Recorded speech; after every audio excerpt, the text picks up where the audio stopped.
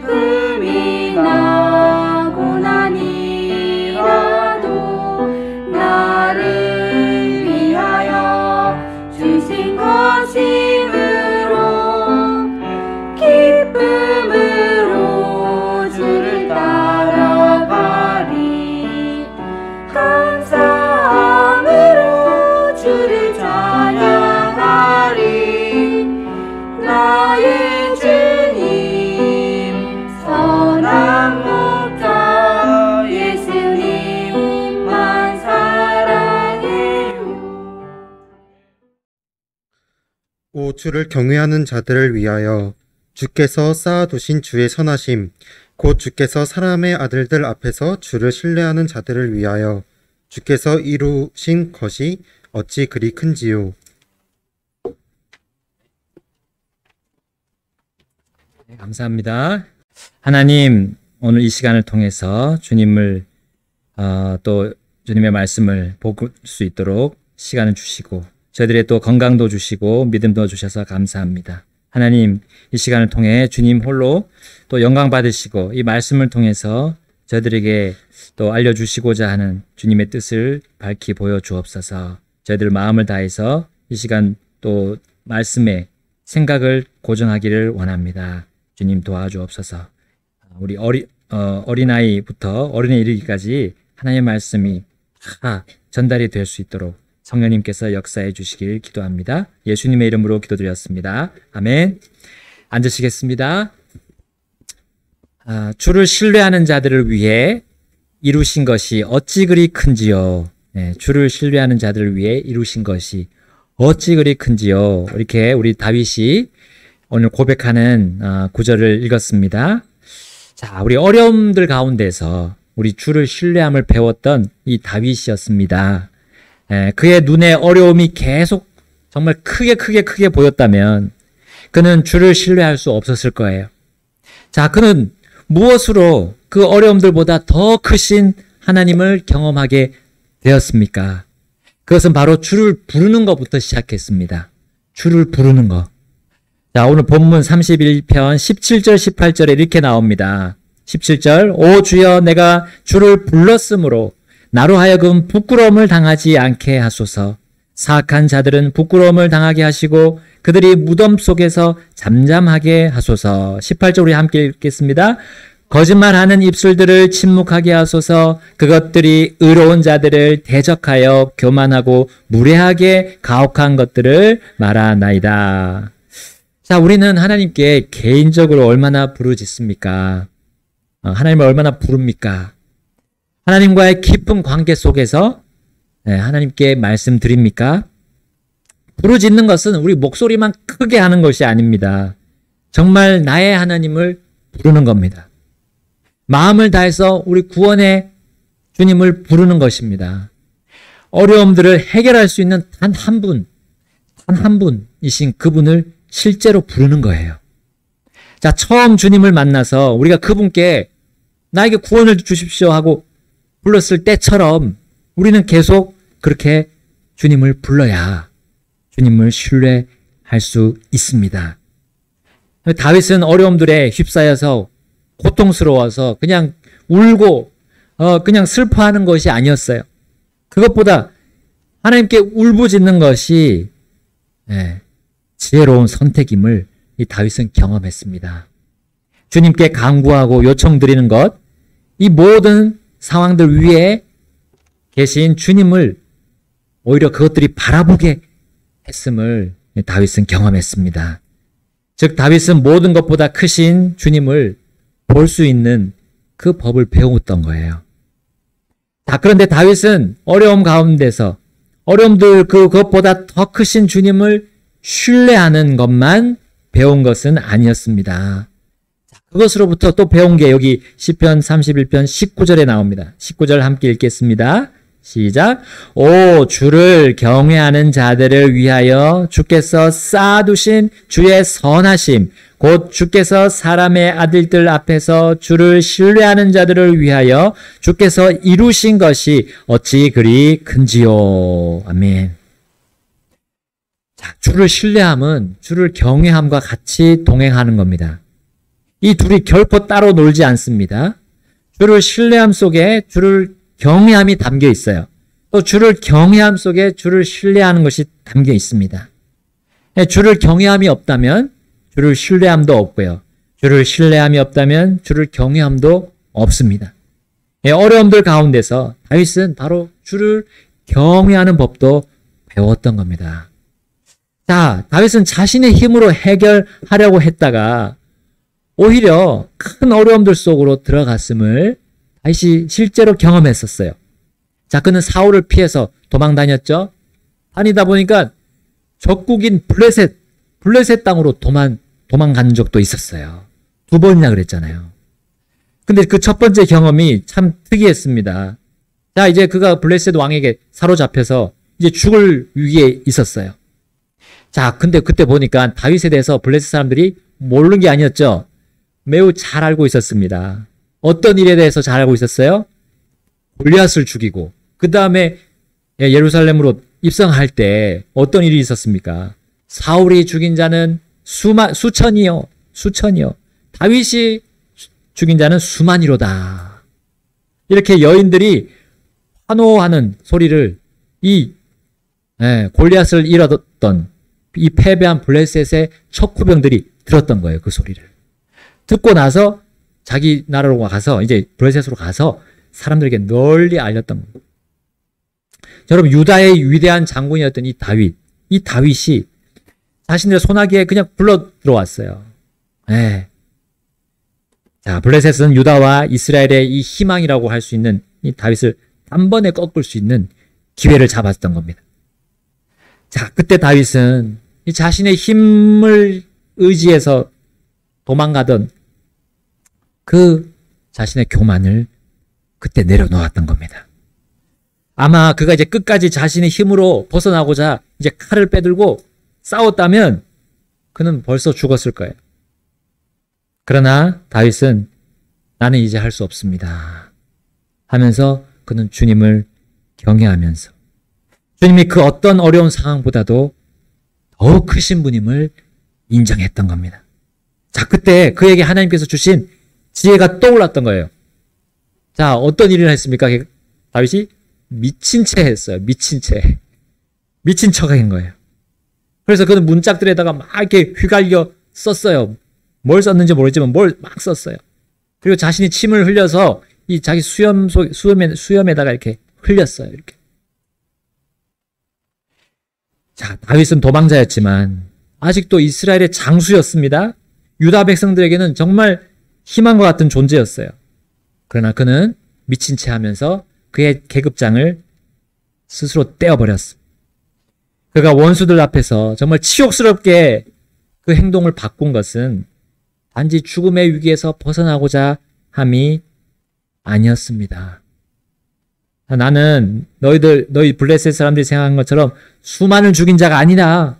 나는 아무것도 할 수 없는 존재다. 나는 더 이상 유다와 이스라엘의 희망이 아니야. 나는 미천한 존재다. 라는 의미로 그가 하나님께로부터 지혜를 받아서 미친 채를 하게 된 거예요.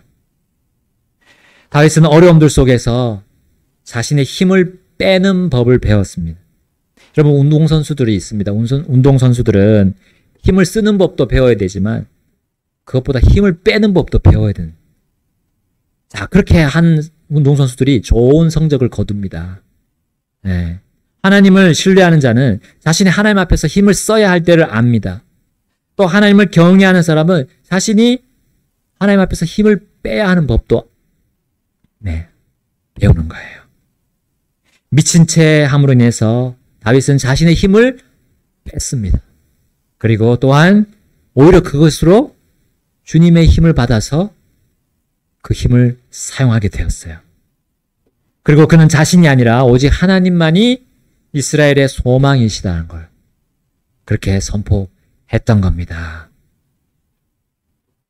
블레셋 왕에게 쫓겨나면서 이제 다윗은 주를 신뢰함과 주를 경외함을 동시에 배웠어요.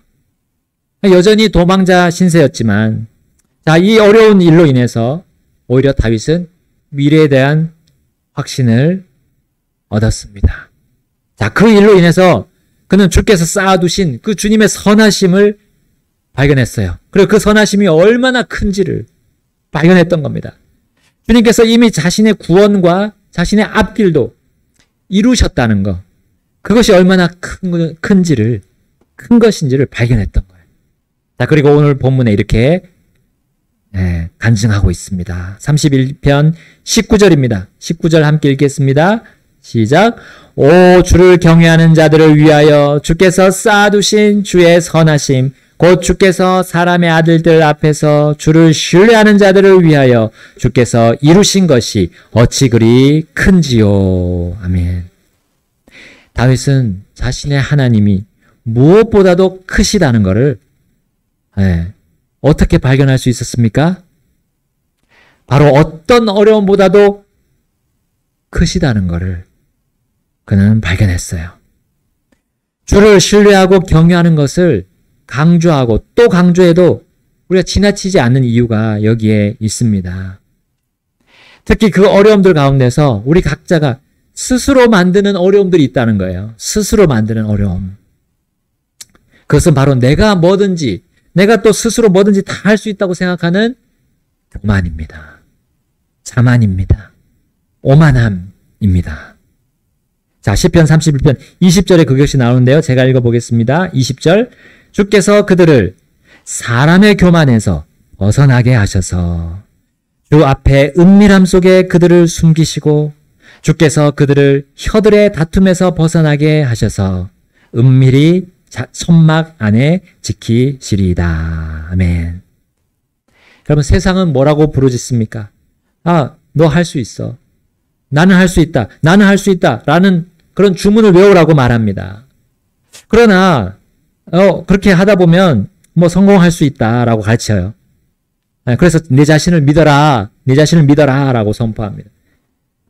우리 물론 1대1의 그런 박빙의 승부를 하는 투기 종목 있잖아요. 투기 종목, 뭐 태권도나 권투나 뭐 유도 이런 거 할 때는 굉장히 이제 처음 생각을 어떻게 하냐에 따라서 승부가 갈리기도 해요. 그래서 이런 생각으로 막 임하면 그렇게 하지 않는 것보다는 뭐 좋은 효과가 있을 수 있어요. 그러나 우리는 그럼에도 불구하고 운동선수들도 자기를 깎는 그런 고통의 훈련을 한 거에 대한 결과를 얻는 겁니다. 그러니까 심은 대로 거두는 거예요. 심은 대로 거두는 진리는 어떤 종목이나 또 우리의 실제 삶에서 세상살이에서도 다 적용되는 원리입니다. 자, 그런데 이 세상은 심리적으로 이런 주문을 외우게 합니다. 나는 할 수 있다. 나는 할 수 있다. 잘 될 거야. 잘 될 거야. 나를 믿어야 돼. 나를 믿어야 돼. 자, 이렇게 주문을 하면서 이것이 모든 세상 삶에 적용되고 어떤 문제에서도 해결할 수 있는 것처럼 말하는 것은 매우 잘못된 것이죠.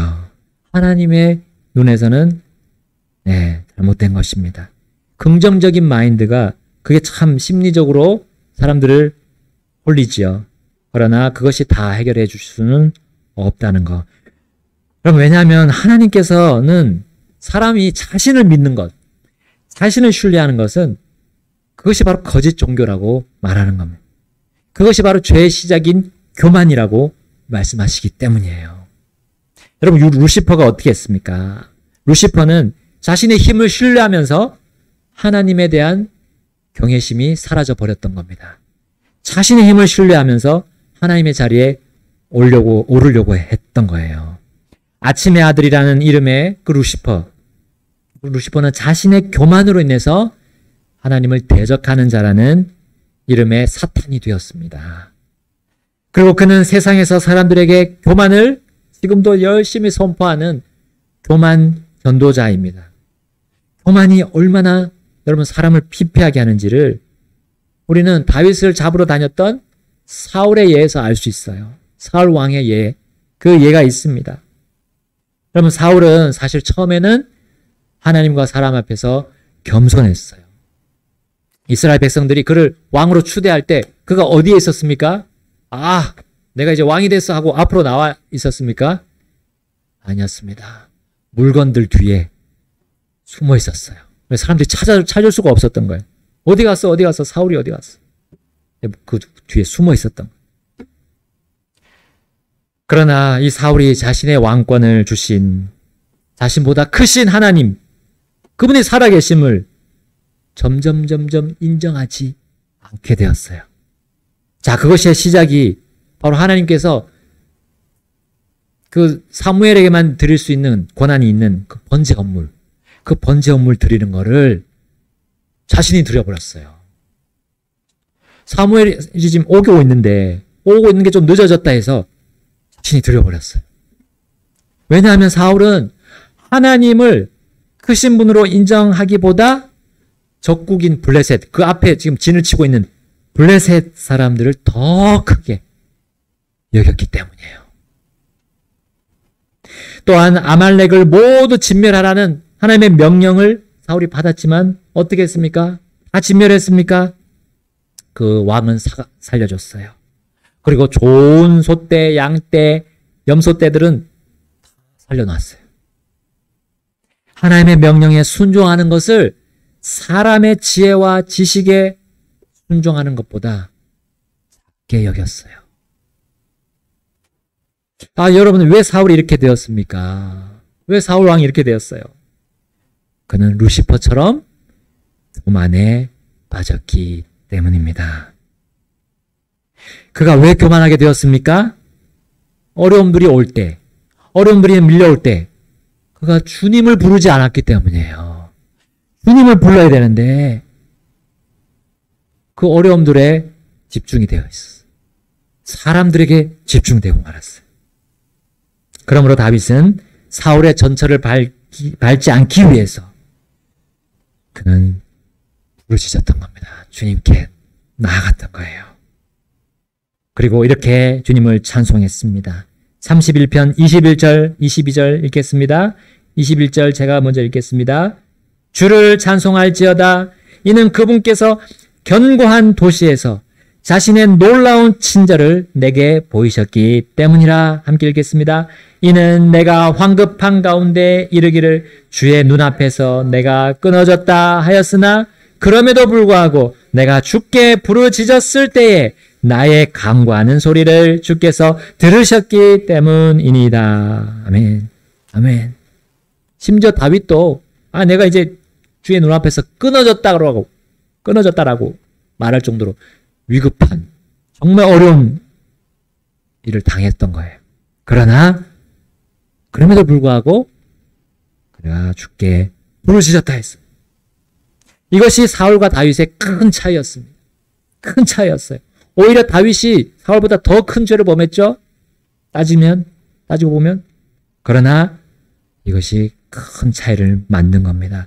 주님께 부르짖느냐 아니면 다른 것에게 부르짖느냐. 이거는 영의 차이입니다. 성령을 따르느냐 육신을 따르느냐의 차이야. 완전히 신앙생활이 천지 차이가 되는 것을 우리는 볼 수 있습니다. 여러분, 우리는 주님을 신뢰합니까? 다른 것들을 신뢰합니까? 주님을 경외합니까? 아니면 다른 것들을 두려워하고 거기에 집중이 됩니까? 그래서 우리는 겸손합니까? 아니면 교만합니까? 우리는 순종하고 있습니까? 불순종하고 있습니까? 여러분, 이 모든 증거는 우리가 실제 삶을 살 때 드러나게 됩니다. 특별히 어려움이 몰려올 때 이것이 분명하게 드러날 거예요. 우리 각자의 실제 삶에서 정말 어려울 때 우리는 주님께 마음을 다해, 온 마음을 다해 주님을 부릅니까? 주님의 이름을 부릅니까? 아니면 사람을 부르고 사람의 이름을 부릅니까? 여러분, 우리 보통 대통령이 잘못하고 있을 때 왜 그러냐고 대통령 누구 이름 부르면서 막 비방하고 욕하죠. 여러분, 이것이 왜 죄입니까? 또 우리 남편의 이름, 아버지의 이름을 부르면서 잘못한다고 막 대드는 거, 그것이 왜 죄입니까?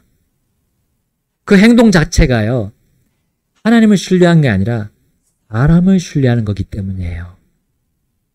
여러분, 사람을 경외하는 일이기 때문입니다. 그것이. 심지어 사람을 비방하는 것도 그 사람에게 자꾸 소망을 두는 거예요. 두니까 상처를 받는 거예요. 사람한테 소망을 두니까 그 사람의 잘못 때문에 상처를 받고 너 왜 그래? 그러면 안 돼. 그게 바로 교만입니다. 그게 교만이에요. 하나님을 신뢰하는 것이 아니기 때문에. 여러분, 다윗이 우리 성도들에게 이제 약 3000년 전에 이렇게 기록해서 당부한 거, 이것을 우리 들읍시다. 주님이 그 어떤 것보다도 크시다는 거, 그분이 우리를 위해서 쌓아두신 그 선하심이 이미 쌓아두신 거예요. 그것이 얼마나 크다는 것을 우리 인정해야 되겠습니다. 그러면 우리에게 지혜가 생기고 명철이 생길 거예요. 우리의 모든 길에서 주님을 인정하는 것, 주 하나님을 인정하는 것, 그것이 우리를 어려움들을 오히려 누르고 밟고 일어날 수 있는, 밟고 도약할 수 있는, 점프할 수 있는 계기가 될 겁니다. 우리 시편 마지막 읽고 마치겠습니다. 31편 23절 24절 읽겠습니다.